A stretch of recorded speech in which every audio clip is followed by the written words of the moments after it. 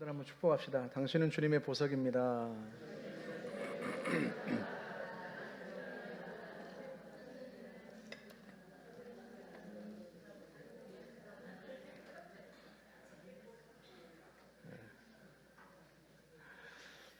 여러분들 지하철역이나 또 광화문 또는 버스 정류장 이런 데서 그 게시판에 한 번쯤은 보셨을 법한 식구인데요. 안도현 시인이 쓴 너에게 묻는다라는 제목의 시예요. 연탄재 발로 차지 마라. 너는 누구에게 한 번이라도 뜨거운 사람이었느냐. 단 3행으로 된 시입니다. 이 시의 제목이 뭐라고요? 너에게 묻는다. 너는 구체적으로 누구를 가리키죠? 연탄재 발로 차는 너에게 한번 묻자. 너는 누구에게 한 번이라도 뜨거운 사람이었느냐? 너 자신을 불태워서 누군가에게 온기를 전달해 준 적이 없다면 그런 네가 연탄재를 발로 찰 자격이 있느냐 하고 시인이 묻는 거죠. 시인은 삶을 이렇게 해석한 것 같아요. 삶이란 연탄처럼 자신을 불태워서 누군가에게 생명의 온기를 전달해 주는 것, 그렇게 해석한 것 같아요. 또 다른 시를 보면 이런 시인의 생각이 아주 잘 나타납니다. 제목 연탄 한 장. 이것도 연탄이 소제목이에요. 연탄이 재료예요. 중략하고 제가 읽어드리겠습니다.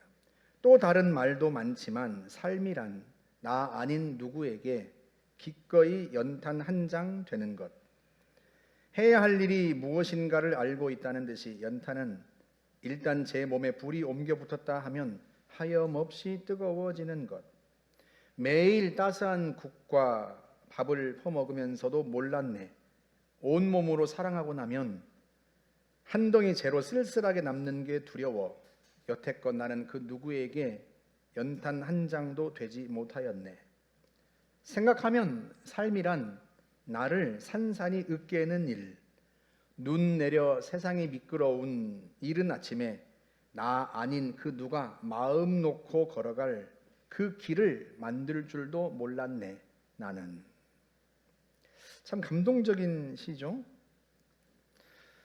시인은 시를 통해서 이렇게 묻는 거예요. 청중에게 또는 독자에게. 당신은 누군가에게 뜨거운 연탄이 되어준 적이 있는가? 자신을 부수어서 누군가 마음 놓고 걸어갈 길을 만들어준 적이 있는가? 하고 질문하는 거죠. 그런데 이 시인의 이 질문을 예수님께서 오늘 본문을 통해서 우리에게도 똑같이 던지십니다. 먼저 지지난주 말씀을 한번 기억해 볼까요? 안식일은 하나님께서 사람을 위하여 만드신 날입니다. 인간은 창조주이신 하나님 안에서만 진정한 안식을 누릴 수 있단 말이죠. 그래서 이 일을 다 내려놓고 하나님과 교제하면서 안식을 누려라 하는 창조주의 배려가 안식일의 뜻이에요. 우리가 예수님의 부활 이후로 안식일이 아니라 안식 후 첫날, 그러니까 오늘이죠. 어제가 토요일이 안식일이니까요. 안식 후 첫날, 이날 주님이 부활하신 날에 하나님을 예배하는 것도 그 안식일의 근본 정신 때문에 그래요. 주님은 주님 안에서야 에덴이 회복되고 주님 안에서만 진정한 안식을 누릴 수 있다고 하는 것을 부활을 통해서 우리에게 보여주셨습니다. 그래서 안식일의 그 진정한 의미를 살리신, 성취하신 그 부활의 날에, 주님이 부활하신 날, 주님의 날이라고도 불렀고 오늘도 여전히 우리가 주일이라고, 주의 날이라고 부르지 않습니까? 그 주일에 예배를 드리는 거예요. 안식일이 아니라. 왜? 하나님이 만드신 안식일의 진정한 의미를 주님이 부활하심으로 성취하셨기 때문에 초대교회 이후로 모든 성도들이 안식 후 첫날, 이 주의 날에, 주님이 부활하신 이 날에 하나님을 예배하고 주님의 십자가와 부활을, 그 은총을 경험하고 하나님 안에서 쉼을 얻는 거죠. 그런데 오늘 본문은 한 걸음 더 나아가서 안식일의 또 다른 차원을 보여줘요. 예수님께서 안식일에 회당에 들어가셨는데 마침 그곳에 한 손을 쓰지 못하는 사람이 있었습니다. 그가 사고를 당했는지 병 때문인지 정확한 이유는 나오지 않지만 한쪽 손이 마비가 된 사람이 있었단 말이죠. 그런데 바리새인들이 예수님께서 이 사람의 손을 고쳐주시는가 하고 주시합니다. 만약에 예수께서 이 사람의 그 팔을 고쳐주시면 안식일에 일을 했다는 이유로 고발하기 위해서였어요. 이들의 그런 의도를 예수님께서 아시고 그 한쪽 팔이 장애에 있는 그를 이렇게 세웁니다. 사람들이 다 보게 하시죠. 그리고 회중에게 묻습니다. 오늘 본문 4절을 같이 한번 읽어볼까요? 그들에게 이르시되 안식일에 선을 행하는 것과 악을 행하는 것, 생명을 구하는 것과 죽이는 것 어느 것이 옳으냐 하시니 그들이 잠잠하거늘. 여러분, 회중은 예수님의 이 질문에 대해서 어떤 생각을 했을까요? 이 질문을 듣고 무슨 생각을 했을까요? 그의 손을 치유하고 안 하고의 문제가 과연 선과 악의 문제인가?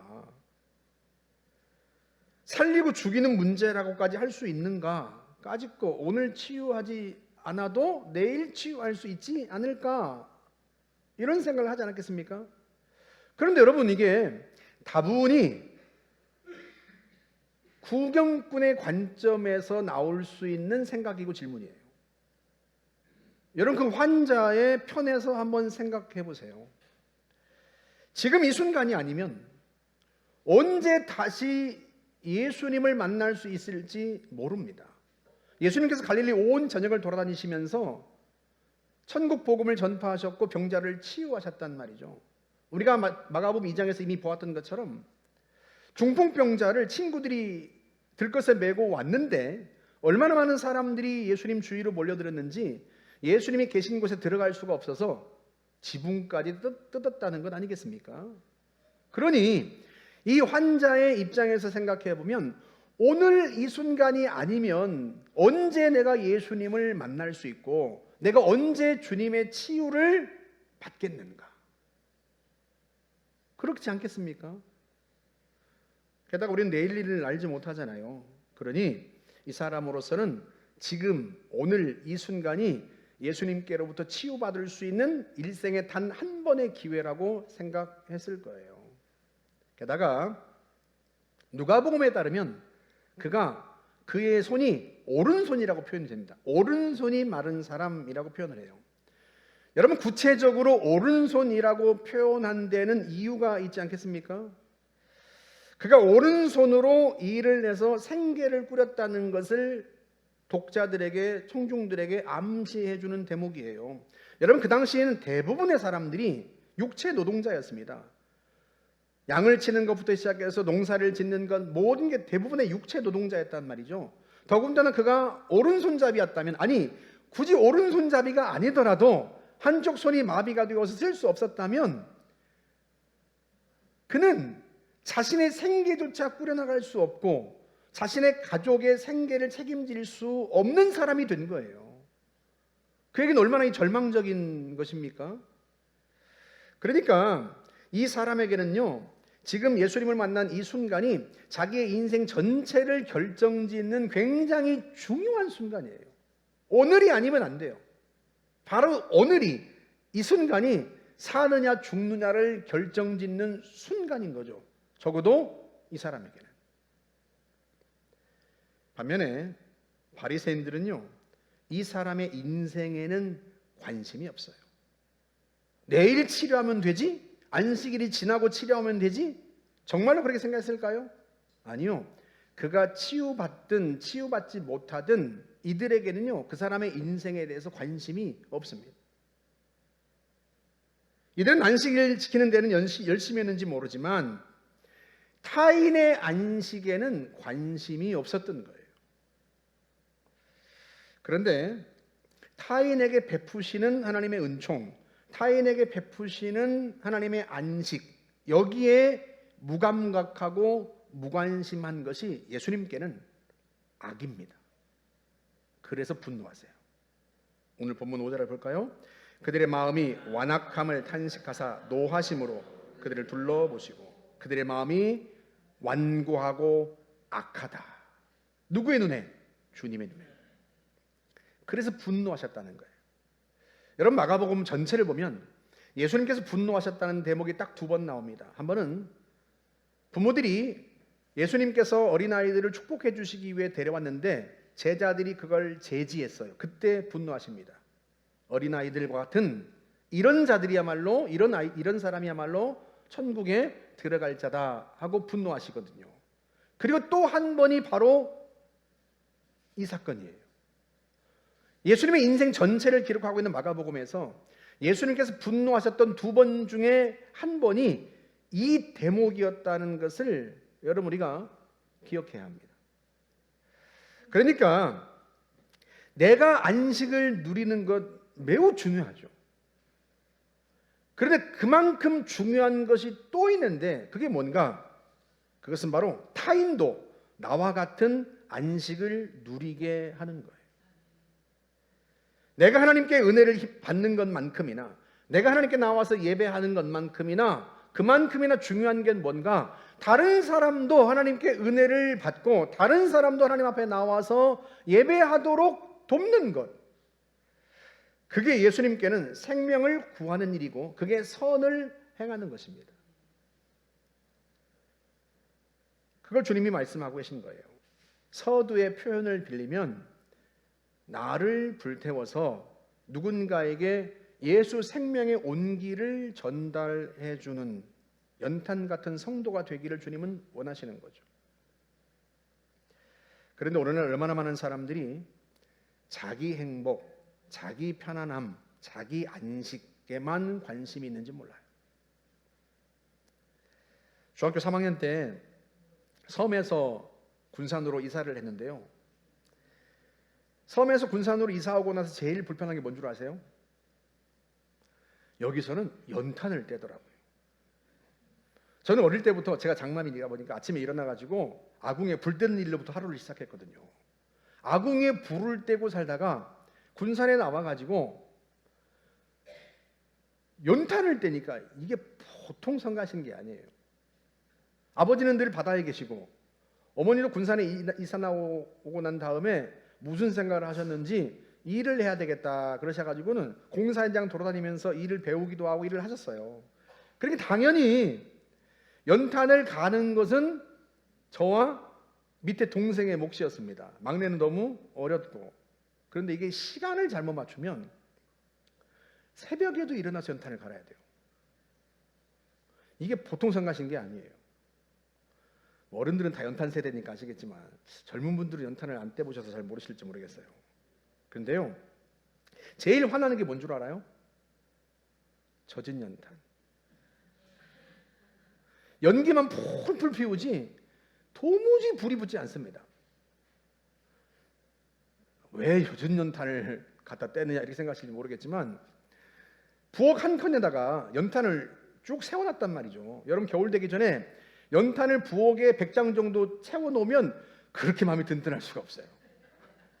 어릴 때 겨울 되기 전에 눈 내리기 전에 산에 올라가서 나무 한 것과 똑같아요.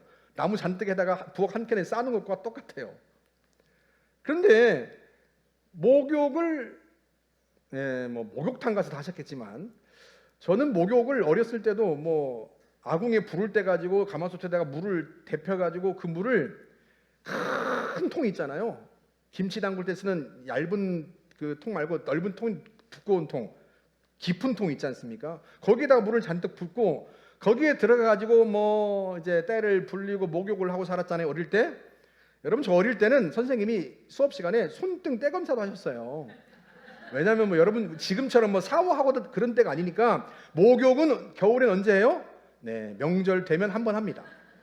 네, 늘 불을 떼 가지고 물을 데워야 되는 일이 보통 일이 아니거든요. 뗄감은 부족하니까. 그러니까 목욕은 명절 되기 전, 설날 되기 전에 큰 통에다가 물을 데워가지고 큰 통에다 붓고 거기 들어가지고 물을 한참 불린 다음에 이제 때를 밀곤 했단 말이에요. 그 버릇이 그대로 남아가지고 군산에 남아서도 연탄에다가 뜨거운 연탄에다가 이제 솥을 올리고 물을 뜨겁게 끓인 다음에 큰 대야에다가 물을 붓고 거기에 들어가서 이제 목욕을 하는데, 그러다 보면 물이 튀기잖아요. 이게 한쪽에 쌓아놓은 연탄에 물이 젖습니다. 이게. 근데 젖은 줄도 모르고 연탄을 이제 갈면 연기가 막 올라오기 시작하면서 얼마나 매워요. 그 연기 고약한. 붙지를 않아요. 더 심각한 건 이 젖은 연탄이 세면 밑에 연탄도 꺼뜨려 버려요. 문제는 이 젖은 연탄은요, 번개탄으로 살릴 수가 없어요. 얼마나 화가 납니까? 확 깨버릴 수도 없고, 깨면 또 엄마한테 혼나고. 제가 신학교를 졸업하고 목회하면서 가끔 그때 생각이 나요. 내가 혹시 예수님이 보시기에 그 젖은 연탄 같은 사람은 아닐까? 내 이기심과 무관심에 젖어서 다른 사람의 행복, 다른 사람의 구원, 다른 사람의 안식에는 관심이 없는, 그래서 연기만 풀풀 내고 타오르지 않는, 다른 사람에게 예수 생명의 온기를 전달해 주지 못하는 그런 젖은 연탄 같은 사람은 아닐까? 가끔 그런 생각을 해요. 연탄이 타오르기 위해서 존재하듯이요, 성도도 누군가에게 온기를 전달하기 위해서 존재합니다. 그게 성도의 존재 이유라고 성경은 말씀합니다. 우리 베드로전서 2장 9절 한번 보세요. 그러나 너희는 택하신 족속이요 왕같은 제사장들이요 거룩한 나라요 그의 소유가 된 백성이니 이는 너희를 어두운 데서 불러내어 그의 기이한 빛에 들어가게 하신 이의 아름다운 덕을 선포하게 하려 하십니다. 성도들이 이 성경 구절을 자신의 자존감을 높이는데 굉장히 애용합니다. 나는 하나님이 선택하신 자다. 나는 왕같은 제사장이다. 하나님 나를 그렇게 존귀하게 만드셨다. 그런데 왜 하나님이 그렇게 우리를 존귀한 존재로 회복시키시는지 그 이유에 대해서 말씀하고 있는 후반절에는 눈이 잘 안 가요. 왜 하나님께서 우리를 선택하셨습니까? 왜 자신의 소유로 삼고 우리를 왕같은 존귀한 제사장으로 우리를 높이셨어요? 왜 하나님의 자녀로 삼으셨어요? 이는 우리를 어두운 데서 불러내어 그의 기이한 빛에 들어가게 하신 그분의, 예수 그리스도의 성부 하나님의 아름다운 덕을 선포하게 하시려고. 어둠과 사망 가운데 있던 우리가 생명의 빛이신 하나님 안에, 예수 안에 들어갔다는 사실이 너무나 기이하고 놀라운 일이에요. 그런데 그것을 나만 누리는 게 아니라 그 예수 그리스도의 아름다운 덕을, 십자가와 부활을 다른 사람에게 선포하고 전하여서 예수 생명의 온기를 그들도 누리게 하려고 우리를 주님의 소유로 삼으시고 왕같은 제사장으로 세우셨다는 거예요. 연탄뿐만 아니라 성도도 타올라야 하는 거예요. 예수 생명을 필요로 한 사람들을 위해서 타올라야 하는 존재가 바로 성도입니다. 그게 성도의 본질이에요. 여러분, 더군다나 본질적으로 우리는 하나님의 형상으로 지음받았습니다. 우리가 예수님을 알기 전이나 후나 우리는 근본적으로 하나님의 형상으로 지음받은 존재들이에요. 하나님의 형상으로 지음받았기 때문에 하나님의 DNA가 우리 속에 있습니다. 하나님의 DNA 중에 핵심이 뭐예요? 하나님이 갖고 있는 DNA, 하나님의 본성의 핵심, 사랑. 훌륭하셔요. 우리 요한일서 4장 8절 한번 보세요. 사랑하지 아니하는 자는 하나님을 알지 못하나니 이는 하나님은 사랑이십니다. 이 구절을 읽을 때마다 참 감동이 됩니다. 하나님은 사랑이 충만하시다 이렇게 말하지 않아요. 하나님은 사랑이시다. 하나님은 사랑 자체이시다.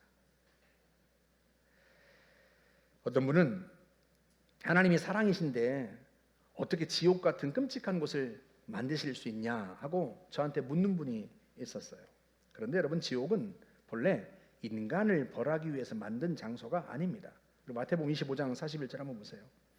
또 왼편에 있는 자들에게 이르시되 저주를 받은 자들아 나를 떠나 마귀와 그 사자들을 위하여 예비한 지옥은 누구 때문에 만들었다?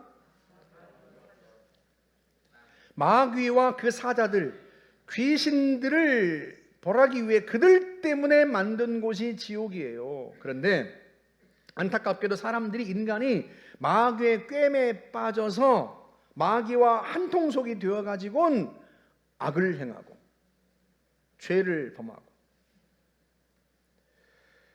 공의로우신 하나님은 그 악을 심판하지 않을 수 없습니다.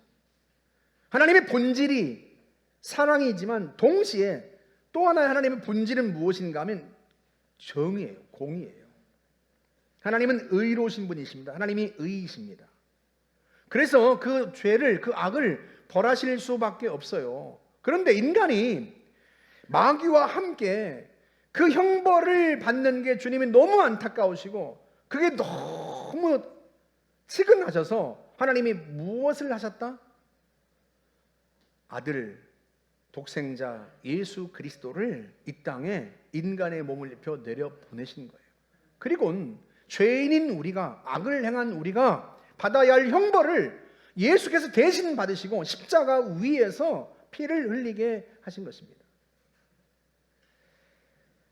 그게 사랑이신 하나님의 모습이에요. 하나님은 우리를 벌하시는 게 아니고 하나님 자신을 친히 벌하시고 우리에게는 구원의 길을 열어놓으신 거죠. 그게 사랑이신 하나님의 모습입니다. 사랑이신 하나님의 형상대로 지어준 우리 역시도요, 그 하나님의 DNA가 우리 속에 내재되어 있어요. 그래서 우리는, 여러분 지나온 삶을 한번 가만히 돌이켜보세요. 언제 내가 진짜 행복하고 진짜 보람을 느꼈는지 한번 곰곰이 한번 생각해 보십시오. 내가 원하는 것이 채워졌을 그때보다도 더 내 자신이 그렇게 뿌듯하고 내가 그렇게 행복감을 느꼈던 순간, 그 순간은 하나도 예외 없이요, 누구도 예외 없이 다른 누군가를 위해서 희생하고 헌신했을 때, 하나님의 DNA가 우리 속에 있기 때문에 그래요. 다시 말하면 성경이 말하는 안식이란 자신의 이익이 극대화되었을 때 느끼는 감정이 아닙니다. 나를 통해서 누군가가 회복되고 살아났을 때 느끼는 거룩한 감정이 안식이에요. 어떤 분이 이렇게 말씀하세요. 안식이란 말이 어렵다고, 좀 쉽게 설명해 달라고. 여러분, 안식은 쉽게 말하면 쉼입니다. 쉼, 쉬었다 하는 거예요. 여러분 이렇게 생각해 보세요. 우리가 언제 마음이 쉼을 얻죠? 언제 마음이 쉼을 얻어요? 언제 긴장이 늦춰지고, 언제 마음이 편안해지고, 언제 그러죠? 예? 교회 올 때.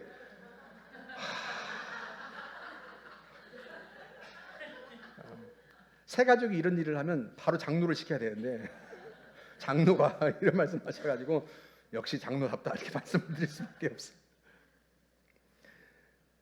보통은 문제가 해결되었을 때 마음이 쉼을 얻어요.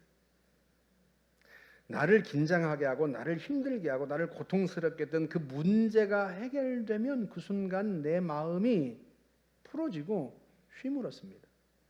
제가 어떤 분한테 물었더니 여행 갔을 때 그런다고 그러시더라고요. 그분은 아직도 그 쉼이 뭔지를 잘 모르시는 분이에요. 보통은 사람들이요, 내가 고민하고 내가 괴로워하고 내가 힘들었던, 나를 괴롭게 했던 문제가 해결되면 그때 내 마음이 쉼을 얻어요.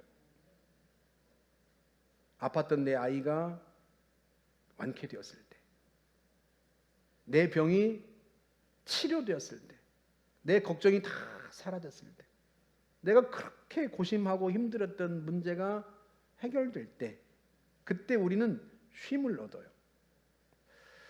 그런데 여러분, 성경이 말하는 쉼이란, 성경이 말하는 안식이란 문제가 해결되었을 때 누리는 사람들이 누리는 그 편안함을 말하는 게 아니에요. 그보다 훨씬 더 확장된 개념입니다. 정확하게 말하면 문제가 해결되지 않아도 상관없어요. 여전히 내가 지금도 아파도 상관없습니다. 여전히 우리 아이가 다 낫지 않아도 상관없어요. 내가 하는 일이 실패로 어그러져도 상관없어요. 상황과 상관없이 그 상황 전체를 주관하고 계시는 하나님을 내가 느낄 때, 내가 그 하나님 안에 있다는 사실을 느낄 때, 그걸 경험할 때 우리는 안식을, 진정한 쉼을 누립니다. 성경이 말하는 안식이란 바로 그걸 말하는 거예요. 여러분 한번 생각해 보세요. 만약에 우리가 문제가 해결되어야 내가 쉼을 얻을 수 있다고 생각하면 여러분 평생에 쉼을 얻을 수 있을까요? 내 마음이 쉴 수 있을까요? 어르신들이 그러죠. 죽어야 쉬지. 이게 무슨 말이에요? 뒤집어 보면 인생이 평생 고달프다는 뜻이에요. 하나님은 그 쉼을 말하는 게 아니에요. 그 안식을 말하는 게 아니에요. 하나님은 하나님 자신이 우리에게 안식이 되어주고자 하시는 거예요. 그래서 하나님 안에서야 진정한 안식을 누릴 수 있다는 거예요. 상황이 요동하는 것과 상관없이, 내게 어떤 사건이 벌어지고 어떤 일이 벌어진 것과 상관없이, 내가 하는 일들이 잘 되거나 안 되거나 그것과 상관없이 하나님이 나와 함께 하시는구나, 내가 하나님 안에 있구나, 하나님이 내 곁에 계시는구나 하는 것을 우리가 느낄 때, 하나님의 임재를 느낄 때 우리는 진정한 안식을 누립니다. 그런데 그 안식을 나만 누리는 게 아니라 다른 사람도 누리게 하는 것, 그게 예수님께서 생명을 살리는 것이고 그게 선을 행하는 것이라고 말씀하시는 거예요. 왜? 그들도 우리처럼 고달픈 인생길을 살아가고 있거든요. 우리만 험난한 인생길을 살아가는 게 아니잖아요. 우리 곁에 있는 이웃들, 우리의 친족들, 가족들 다 인생을 험난한 인생길을 살아갑니다. 그래서 우리에게만 하나님이 필요한 게 아니라 그들에게도 하나님이 필요하고, 우리에게만 하나님이 주시는 참된 안식이 필요한 게 아니라, 참된 쉼이 필요한 게 아니라 그들에게도 예수를 통한, 예수님의 십자가와 부활을 통해서 우리에게 주시는 주님의 진정한 쉼이 필요한 거예요. 그리고 성도는 그 쉼을, 그 생명의 온기를 전달하는 사람이다 하고 주님이 말씀하시는 거예요. 누가복음 15장 7절 한번 보세요. 내가 너희에게 이르노니 이와 같이 죄인 한 사람이 회개하면 하늘에서는 회개할 것 없는 의인 99으로 말미암아 기뻐하는 것보다 더하리라. 왜 하나님이 그렇게 기쁘세요? 죄인이 하나님께 돌아오는 것, 집 나간 자식이 아버지께로 돌아와서 안식하게 되는 것, 쉼을 얻게 된 것, 하나님만이 주실 수 있는 쉼을 얻은 게 너무 좋으셔서 그보다 하나님을 더 기쁘시게 하는 게 없다. 그러니 우리가 우리 곁에 주변에 있는 사람들에게 그 안식을 전달하는 것이 얼마나 중요하냐 말이죠. 나도 그걸 통해서 진정한 기쁨을 얻고 하나님도 그걸 보시면서 기뻐하시고, 그게 성도의 본질이에요. 황경혜 사모님이 전에 저희 교회 부흥회 강사로 오셨었잖아요. 근데 제가 섬기던 교회, 부목사로 섬기던 교회에서도 여성 컨퍼런스에, 여성들 모임에 오셔가지고 이야기를 하신 적이 있었는데, 그때 막내딸 조이 이야기를 하셨어요. 제가 2주 전에도 이 아이 이야기를 했는데 2주 만에 또 하게 되네요. 남편이 집을 나갔을 때 막내딸 조이가 10살이었답니다. 근데 이 아이가 아빠를 얼마나 좋아했는지 모른대요. 아빠가 일하고 있으면 옆에 가서 팔베개를 하고 아빠를 지그시 쳐다보고 한참 동안, 그리고 아빠 책상에다가 아빠 I love you 써가지고 하트 땡땡 그려가지고 책상에 올려놓기도 하고 아빠를 너무 좋아했대요. 그런데 어느 날 갑자기 아빠가 사라지셨어요. 아빠가 가출하신 거예요. 그 충격이 얼마나 컸는지 늘 이 아이가 엄마에게 물었답니다. 엄마, 아빠는 왜 날 버렸어? 그 상실감이요 말로 다 표현할 수 없을 정도였다고 해요. 아빠가 집을 나간 이후에 막내딸이 의지했던 남자애가 하나 있는데 같은 동네에서 자라서 유치원도 같이 다니고 초등학교도 같이 다니고 중학교도 같이 다니고 그러다 보니까 이 아이를 많이 의지했던 모양이에요. 고등학교에 들어가는데 이 남자애가 이 막내딸을 굉장히 좋아했던 모양이에요. 고등학교 입학하면서 공부할 게 많아지니까 책가방도 무거워지잖아요. 이 책가방이 무겁다고 조이의 책가방을 1년 내내 자기가 들어줬답니다. 막내딸은 조이는 영재반이고 이 남자애는 보통반이어서 공부하는 장소가 다른데 1년 내내 그 책가방을 들여다 주는 바람에 그 반까지 들여다 주는 바람에 이 남자애는 1년 내내 지각을 한 거예요.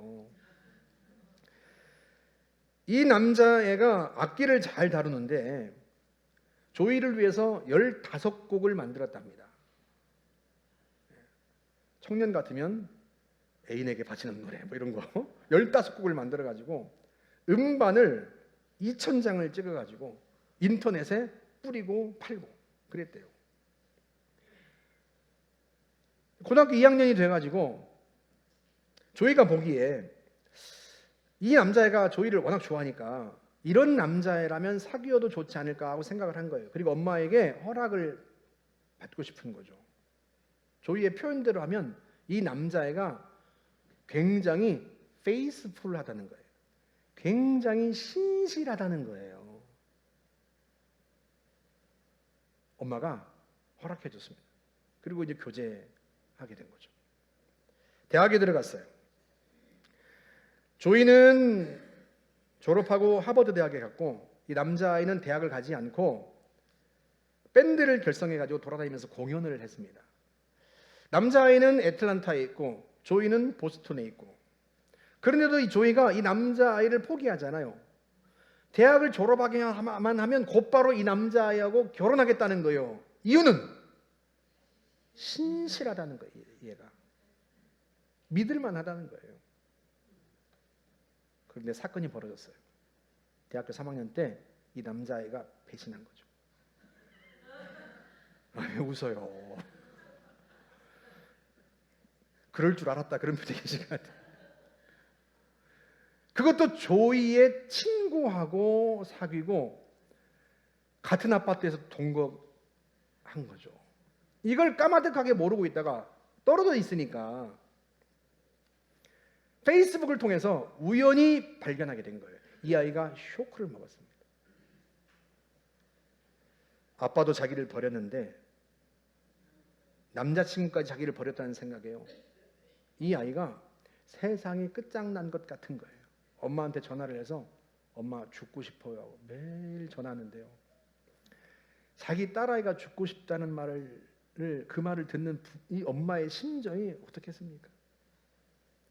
아이가 공부를 할 수가 없어요. 교수의 강의가 귀에 전혀 들어오지 않아요. 리포트를 달 한 줄도 쓸 수가 없어요. 시험을 치를 수가 없어요. 끝내 학교를 다닐 수가 없는 거예요. 학교를 쉬었습니다. 그런 딸을 보면서 엄마가 해줄 수 있는 게 아무것도 없어요. 그저 기도하는 것밖에 없죠. 6개월 동안 하나님 우리 조이를 살려주세요 하곤 이 아이와 함께 울고 함께 기도하면서 그렇게 지났답니다. 그리고 나서 다시 학교로 돌아왔는데 복학했는데 여전히 하루하루가 전쟁이에요.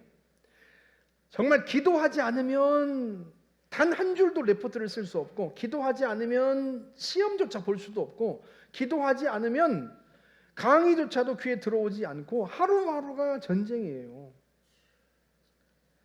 하나님만 붙들 수밖에 없었답니다. 감사하게도요. 그 정말 전쟁 같은 그 시간을 하나님의 은혜로 다 지나고 하버드를 우등으로 졸업했어요. 졸업하면서 조이가 엄마에게 말했답니다. 엄마, 제가 좋은 직장 가서 돈 많이 버는 것 기대하지 마세요. 제가 이렇게 힘든 중에도 하나님의 은혜로 대학을 졸업했으니까 저처럼 힘든 사람들, 아프리카, 남미, 동남아시아에 가서 복음을 전하고 싶습니다. 그래서 이 아이가 그 후에 난민센터에 가서 아이들을 가르치기 시작했어요. 난민센터가 그런 곳이잖아요. 남미, 아프리카에서 온 사람들. 그런데 가서 보니까 부모 없는 아이들이 굉장히 많더랍니다. 그 애들에게 공부를 가르치는데요, 아이들이 조이를 너무너무 좋아한다는 거예요. 왜 좋아하겠어요? 사람은 영적 존재라서요, 이게 느껴지나 봐요. 아이들도 그렇고 조이도 그렇고 아빠를 잃었잖아요. 아빠를 잃었다기보다는 아빠가 자기를 버린 거잖아요. 그 아픔이 있어요. 그 아픔이 공감되는 거예요. 그런 사람이 부모 없는 아이들에게 공부를 가르쳐 주니까요, 이 아이들이 공부도 공부지만 이 조이가 너무 좋은 거예요. 마치 엄마처럼. 그때 조이가 아이들에게 예수님 이야기를 하면 아이들이 솔깃해서 듣는답니다. 왜 예수님 이야기를 하겠어요? 조이는 이 아이들 옆에 영원히 있어줄 수가 없어요. 이 아이들이 누군가 엄마 같은 존재를 만났다고 해서 위로를 받을 수 있겠지만, 그렇다고 해서 그 엄마 같은 존재가 평생 자기 곁에 있어주는 게 아니란 말이죠. 이 아이가 자기가 그걸 경험했잖아요. 아빠가 자기를 떠나고 남자친구가 자기를 떠났을 때 자기를 곁에서 하나님이 지켜주신 걸 경험했잖아요. 그래서 복음을 전하고 예수님을 전하는 거예요. 아이들이 서로 얘기한답니다. 이 언니는 세계 최고 대학을 나왔대. 아니 그런데 왜 여기 와서 우리들을 가르친대? 그게 예수님 때문이래. 그래? 그럼 나도 조이 언니가 믿는 예수님을 믿을래. 그렇게 해서 많은 아이들이 예수를 믿었대요.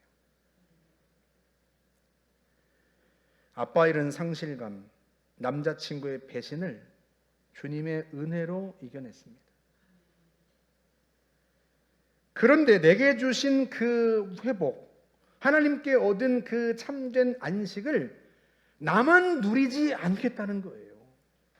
자기처럼 고통스러웠던 사람들에게 예수님의 그 안식을, 주님께서 주실 수 있는 그 참된 안식을, 그 회복을 전달해 주겠다는 겁니다. 서도의 표현들을 빌리면 누군가에게, 생명의 온기가 필요한 누군가에게 자신이 예수님의 연탄이 되어서 그 온기를 전달해 주겠다는 거예요. 여러분, 그게 성도의 삶의 본질 아니겠습니까? 사랑하는 여러분, 연탄은 타올라야 하는 존재잖아요. 성도도 타올라야 하는 존재입니다. 내 안에 계신 예수께서 뜨겁게 타올라서 내 곁에 있는 사람들에게 예수 생명의 온기를 전달해 주는 존재가 바로 성도들이에요. 그걸 위해서 하나님이 우리를 부르신 거예요. 거창하지 않아도 괜찮습니다. 우리가 뭐 그 아이처럼 하버드를 나와야 되는 것은 아니에요. 우리가 작은 것을 통해서 내 속에 있는 예수님의 그 사랑을 전달할 수 있지 않겠습니까? 그렇잖아요. 음식을 만들면 조금 싸서 옆집에 갖다 줄 수 있고, 내가 가진 재능을 조금 나눠줄 수도 있고, 내가 월급을 받으면 100분의 1을 떼어서 가난한 아이들을, 가난한 사람들을 위해서 나눌 수도 있고, 대단한 돈이 아니어도 괜찮아요. 우리 중에 대단한 사람들은 없지 않습니까? 하지만 성도들 중에 대단한 사람들은 없어도 예수님께서 성도 자체를 예수 사랑의 온기를 전달하는 존재로 빚으신 거예요. 그래서 우리는 내가 가진 작은 것을 나눔으로써 그걸 통해서 주님의 사랑을 전달하는 통로가 될 수 있는 거죠. 한 석 주 전에 저한테 대한적십사에서 전화가 왔어요. 제가 오랫동안 후원하는 곳이 여러 군데 있었는데 저도 먹고 살기 힘들다 보니까 뭐 조금 끊고 그랬더니 1년 후에 제가 후원을 끊고 1년 후에 전화가 온 거죠. 회원님, 누구누구 아이 이름을 얘기하면서 그 아이가 할머니하고 같이 사는데 너무 어려워서 조금만 좀 도와주시면 안 될까요?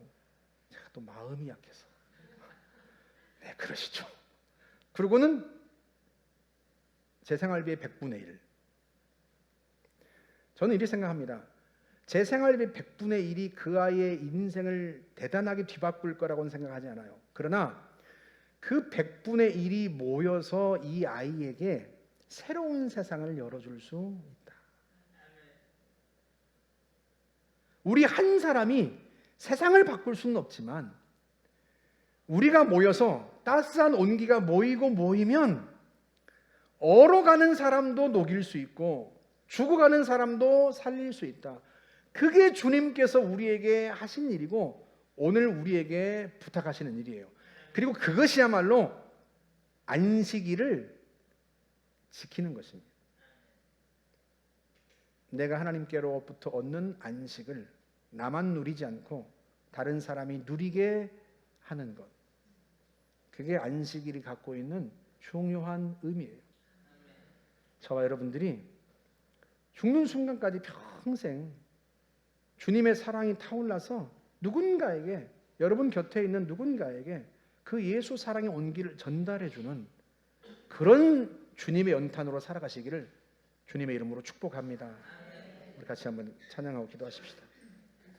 오늘 우리 눈물로 하늘의 씨앗을 심는다. 그 찬양 우리가 지난주에도 불렀는데 우리 같이 한번 부르면서 우리가 하늘의 씨앗을 심지만 그것이 꿈꿀 수 없어 무너진 저들에게 다시 꿈을 꿀 수 있는 힘이 되어줄 수 있도록 그런 마음을 가지고 우리 같이 한번 찬양하고 기도하겠습니다.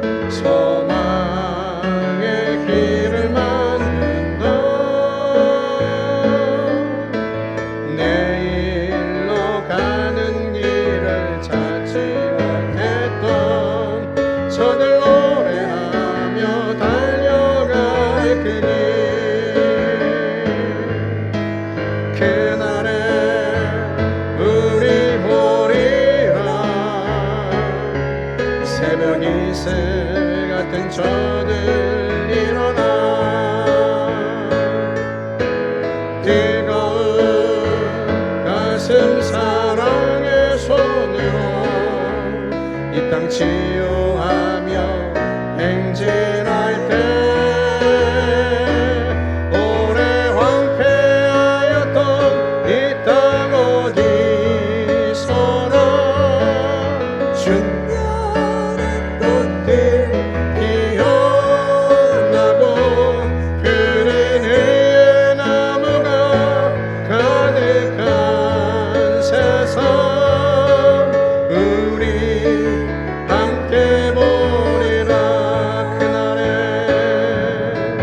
그날에 우리 보리라. 새벽 이슬 같은 저들 일어나 뜨거운 가슴 사랑의 손으로 이 땅 치유하며 행진할 때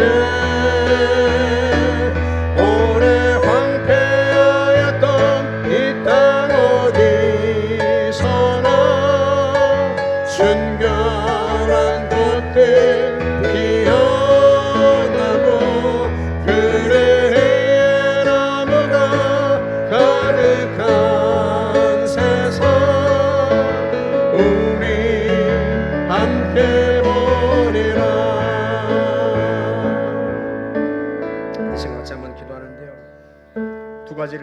하겠습니다. 첫 번째는 기도하는 중에 여러분들의 마음속에 하나님께서 누군가를 떠오르게 하실 거예요. 내 기도가 필요한 사람, 내 헌신이 필요한 사람, 그게 가족일 수도 있고 이웃일 수도 있고 직장 동료일 수도 있고, 물론 여러분들이 그동안도 많이 섬겨왔고 사랑했지만 오늘 이 시간 특별히 그들의 마음, 그들을 주님께서 여러분에게 떠오르게 하시면, 주님, 내가 주님이 주시는 마음을 가지고 사랑하고 섬겨보겠습니다 하고 결단했으면 좋겠어요. 그를 위해서 기도했으면 좋겠고, 여러분 자신의 마음을 위해서 기도했으면 좋겠고, 두 번째는 우리 이종근 집사님이 교회를 못 나오고 계세요. 이유는 아시겠지만 다계통이 축중이 심화되어서 혼자 외출을 잘 못하십니다. 제가 집에 가서 기도를 해주겠다고 했더니 거절하세요. 아내분이 예수를 믿지 않다 보니까 목사가 교회에 와서 기도해 주는 것이 부담스러웠던 모양이에요. 그래서 제가 전화로 기도를 해드리는데, 우리가 그분을 위해서 사실은 할 수 있는 건 별로 없습니다. 하지만 기도는 할 수 있잖아요. 이종근이라는 이름을 떠올리면서 기도는 할 수 있지 않습니까? 아직 50대 중반이고 두 딸에게 울타리가 되어줘야 할 아빠고, 아내에게도 버팀목이 되어줄 수 있는 남편이지 않습니까? 가족들에게는 그가 필요합니다. 우리가 다른 건 해줄 수 없어도 그를 위해 기도는 해줄 수 있습니다. 그리고 기도야말로 우리가 해줄 수 있는 가장 강력한 도움입니다. 왜? 하나님은 우리의 기도를 들으시니까. 하나님이 일해주시고 하나님의 안식, 우리가 줄 수 없는 하나님의 안식을 그에게 진정한 쉼을, 치유를, 회복을 주시도록 우리가 기도합시다. 현승이를 위해서도 기도해 주시고, 환우들을 위해서 기도해 주시고, 우리가 생각나고 떠오른 사람들을 위해서 이 시간 다시 한번 주님 앞에 함께 기도하겠습니다. 자비로우신 하나님 아버지, 우리가 주님 앞에 기도합니다.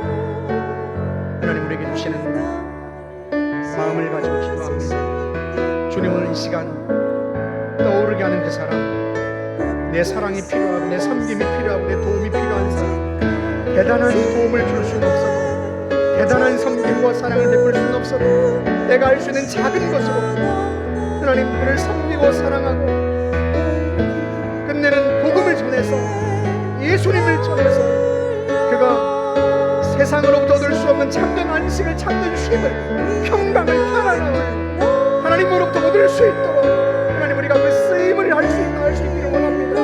우리가 하나님 타올라서 그에게 예수 사랑의 온기를 전달해 줄 수 있기를 원합니다. 하나님 아버지, 우리를 도와 주시옵소서. 하나님, 우리 역시도 인생을 살아가면서 험한 일들을 만납니다. 하나님, 우리도 고달픈 인생을 살아갑니다. 그러다 보니 하나님 우리가 우리 자신에게만 집중하고 우리 자신만 돌아보는 경향이 있습니다. 하나님, 그때마다 주님 우리를 깨우쳐 주셔서 우리의 사랑이 필요한 그 사람, 우리의 기도가 필요한 그 사람, 우리의 손길이 필요한 그 사람에게 다시 발걸음을 내디딜 수 있도록 용기를 더해주시고 함께해 주시기를 바라고 원합니다. 성령님 역사하여 주옵소서. 하나님 아버지, 또한 성도들 중에는, 우리 이웃들 중에는 하나님의 능력이 필요한 사람들이 있습니다. 내가 돈으로도 내 재능으로도 섬겨줄 수 없고, 하나님 내가 가진 무엇으로도 도울 수 없지만, 그러나 주님 기도를 우리에게 허락하셨고 기도의 도구를 주셨습니다. 우리가 기도하면 하나님이 일하시고 하나님 역사하십니다. 내가 줄 수 없는 안식을 하나님이 주실 수 있습니다. 하나님, 그들을 위하여 기도합니다. 이종훈 집사님의 다계통의 축전을 치료해 주시기를 기도합니다. 현승이의 완전한 치유를 위해서 기도하고, 하나님 아버지, 우리 가운데 연약한 성도들을 위해서 기도합니다. 하나님, 이동원 집사, 하나님 그 암을 치료해 주시기를 위해 기도하고, 김성대 집사를 위해서 기도합니다. 하나님 아버지, 서영시 성대들이 열리기를 위해서 기도하고, 전능하신 하나님 아버지, 우리 가운데 있는 영혼들을 위하여서 기도합니다. 너희가 내 이름으로 무엇을 구하든지 내가 행하리니 이는 아버지와 그 아들로 말미암아 영광을 받으시게 하려 내가 말씀해 주었습니다. 우리가 기도하면 사람이 줄 수 없는 하나님만이 주실 수 있는 참된 안식을, 평강을, 편안함을, 쉼을 허락하신 줄 믿습니다. 회복을 주시고 치유를 허락하시고 우리 인생의 서러운 놀라운 일들을 행하심으로 말미암아 세상에서 얻을 수 없는 진정한 하나님, 우리가 깨어서 기도하겠습니다. 역사해 주시고 말씀대로 성취하여 주시기를 바라고 원합니다. 은혜를 부어 주시옵소서. 은혜를 부어 주옵소서. 우리 한 번만 더 기도하십시다. 우리가 기도하고 있는 분이, 우리가 기도하고 있는 가족이나 이웃이 아픈 그곳에 손을 얹고 한번 기도합시다. 여러분 자신을 여러분이라고 생각하지 말고 아픈 자식, 아픈 남편, 아픈 이웃, 아픈 성도라고 생각하고, 여러분의 손을 여러분의 손이라 생각하지 말고 예수님의 손이라고 생각하고 그 자리에 손을 얹고, 주님이 오늘 이 시간 이렇게 그곳에 손을 얹어서 치료하여 주십시오 하고 기도합시다. 우리는 그들에게 해결책을 줄 수 없어도 주님은 주실 수 있습니다. 다시 한번 우리가 위에서 함께 기도하고, 또 어려운 문제를 겪고 있는 성도들이 생각난다면 그들을 위해서도 가슴에 손을 얹고 이 시간 다시 한번 주님의 치유와 회복을, 은총을 베풀어 달라고 기도하겠습니다. 전능하신 하나님 아버지, 주님의 손을 얹습니다. 전능하신 아버지 하나님, 주님의 손을 얹습니다. 머리부터 발끝까지 주 예수의 손을 얹습니다. 이 시간 주님의 손, 하나님, 그의 몸에, 그의 머리에, 그의 발에 얹어진 줄 믿습니다. 주님이 그 손을 얹으시면 주님은 치유하십니다. 깨끗하게 하십니다. 온전하게 하십니다. 하나님 아버지, 우리 주님은 전능하신 분이시고 우리를 구원하시기를 기뻐하시고 우리를 위하여 십자가에서 자신을 내어주신 분이십니다. 우리가 이 땅에서 하나님을 만나고 하나님 온전한 회복과 치유를, 은총을 경험하고 이 땅에서 복 있는 삶을 살기를 우리 주님은 누구보다도 원하십니다. 그 마음을 우리가 알겠습니다. 사랑이신 주님, 이 시간 그들에게 손을 얹어서 주님이 치료하시고 온전케 하여 주옵소서. 어려움을 겪고 있는, 문제를 겪고 있는 이들은 주님의 가슴에 손을 얹어주시고 주님이 치료하시고 주님이 회복시키시며 주님이 길을 열어주시고 주님이 문제를 해결하여 주시어서 그들의 긴장된 마음, 두려운 그 삶이 편안함을 누리게 하시고 안식을 얻을 수 있도록 하나님 축복하여 주시기를 바라고 합니다. 우리를 사용하여 주옵소서. 우리를 주님의 손으로, 우리를 주님의 발걸음으로 사용하여 주시기를 바랍니다. 성령님 이 시간 역사하여 주옵소서. 은총을 베풀어 주시옵소서. 주님의 능력으로 역사하실 줄 확신합니다. 성령님 기름 부어 주옵소서. 기름 부어 주시옵소서. 역사하여 주시옵소서. 전능하신 아버지, 전능하신 아버지,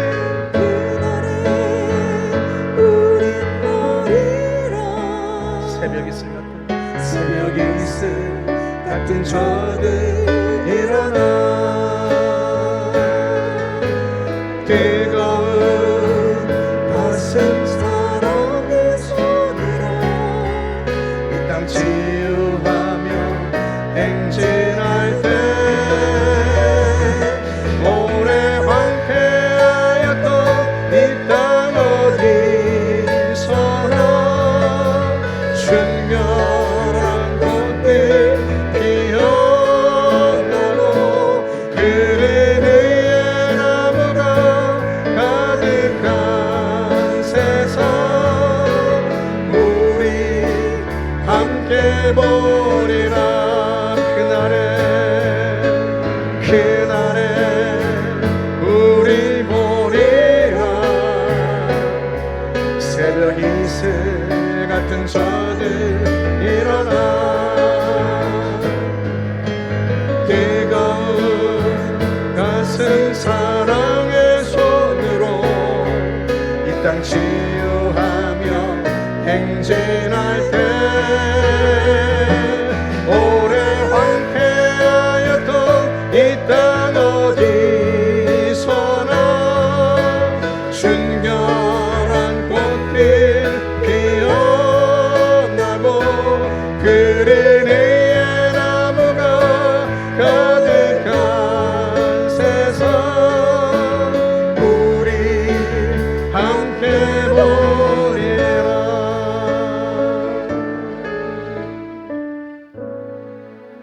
주님 감사합니다. 주님이 계셔서 얼마나 좋은지요. 살아계신 하나님, 전능하신 하나님이 계셔서 얼마나 좋은지요. 우리가 이 세상의 희망이 다 끊어졌을 때조차도, 낙심하고 절망했을 때조차도 주님이 계신다는 사실 하나 때문에, 주님 안에 우리가 거하고 우리가 주님 안에 거한다는 사실 하나 때문에 우리는 다시 일어설 수 있고 희망을 품을 수 있고 용기를 얻을 수 있습니다. 주님이 우리를 살리시고 주님이 우리를 회복시키시며 주님만이 우리에게 참된 쉼을 주실 수 있는 분인 줄 믿고 알았습니다. 오 하나님 아버지, 그 주님을 의지하여 인생길을 걸어갑니다. 주님이 매 순간 우리에게 주시는 참된 안식을 누리며 살아갑니다. 우리에게 주시는 그 안식을 우리만 누리지 않고 하나님, 우리 주변 사람들에게, 사랑하는 가족들에게, 이웃들에게, 친족들에게, 직장 동료에게 전할 수 있기를 원합니다. 우리의 손과 발을, 우리의 입을 하나님 주님의 손과 발로 사용하여 주시기를 바랍니다. 주님이 하고 싶은 말씀을 우리 입술을 빌어서 하시고, 주님이 얹고 싶은 손을 하나님 아버지 우리의 손을 통하여 그에게 얹어주시고, 주님이 치료하시고 주님이 위로하시고 주님이 회복시키시기를 원합니다. 전능하신 아버지 하나님, 우리 주님 우리에게 친히 말씀해 주셨습니다. 너희가 내 이름으로 무엇이든지 구하면 내가 행하리라. 주님이 행하시면 병자가 치유되고 문제가 해결되고, 주님이 행하시면 폭풍 속에서도 우리는 편안할 수 있습니다. 주님이 곁에 계시기 때문입니다. 하나님 아버지, 우리가 그래서 주님의 이름으로 기도합니다. 우리 아픈 자녀들을 위하여, 가족들을 위하여, 형제들을 위하여, 친족들을 위하여, 성도들을 위하여 기도합니다. 전능하신 아버지, 그들을 치료하시고 온전케 하여 주옵소서. 문제를 해결해 주시고 붙들어 주옵소서. 심지어 문제 가운데서도, 그들이 폭풍 가운데서도 살아계신 주님을 만나고 주님의 은총을 누리게 하여 주옵소서. 이 시간 나사렛 예수의 이름으로 명령하노니 더러운 질병의 세력들은 사랑하는 성도들에게서 떠나갈지어다. 예수의 이름으로 명령하노니 악한 질병의 세력들은 우리의 자녀들에게서, 배우자에게서, 가족들에게서 떠나갈지어다. 예수의 이름으로 더러운 질병들은 떠나갈지어다. 나사렛 예수의 이름으로 악한 영의 세력들은, 문제를 일으켜서 우리의 가족들을, 우리의 이웃들을, 성도들을 괴롭히는 더러운 영의 세력들은 떠나갈지어다. 주님, 우리 가운데 오셔서 주의 사랑으로 덮어주시고 폭풍 가운데서도 누릴 수 있는 주의 평강을 우리 가운데 부어주시고 예수로 말미암아 참된 안식을 누리게 하여 주시옵고, 그 안식이 우리를 통하여 전달되게 하여 주옵소서. 축복하시니 감사합니다. 주님 친히 말씀하셨습니다. 너희가 기도할 때 무엇이든지 믿고 구하는 것은 다 받으리라. 우리에게 주고 싶으신 주님의 마음을 우리가 알고 있습니다. 그러하니 우리가 드린 기도를 주님이 들으시고 응답하셔서 이루심을 확신합니다. 주님, 우리를 통하여 영광을 받아 주옵소서. 감사드리며 예수님의 이름으로 기도하옵나이다. 아멘. 우리가 하나님 앞에 감사의 박수를 올려드리겠습니다.